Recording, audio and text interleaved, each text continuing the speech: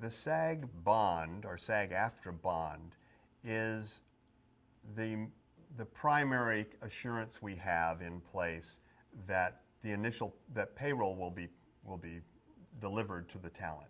It's a fee. It's not a charge to you. It's as the producer. It's the producer's money that goes into a money market or either an interest-bearing or non-interest-bearing account, and we become partners in that account.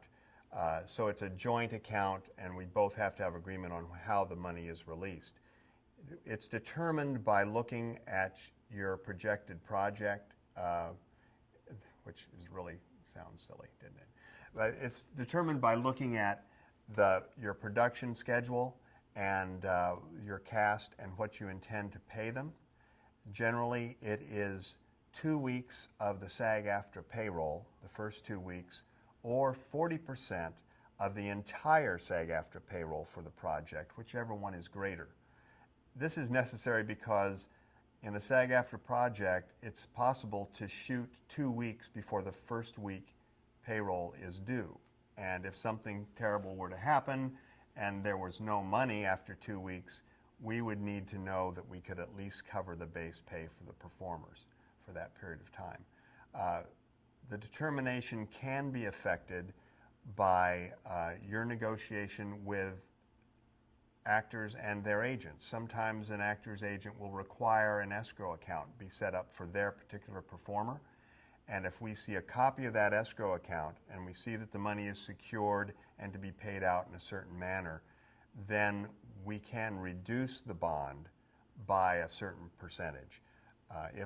Similarly, if you have a payment in advance to a payroll firm that is a reputable payroll company and we have confirmation that so much money is in place for the SAG payroll as opposed to the crew payroll, then we might be able to reduce the bond by that as well. What it becomes for you as a producer is a cash flow issue, because essentially we're requiring that you provide the payroll for the SAG-AFTRA cast ahead of schedule, then pay it before you get it back.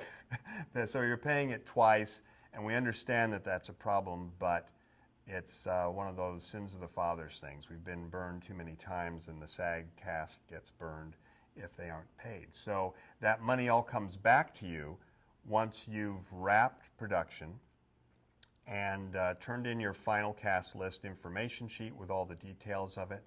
And when that clears the pension and health plans and they say, yes, they have contributions on the money that was earned, then the bond comes back to you, to the producer, sometimes with interest, and you have it then for post.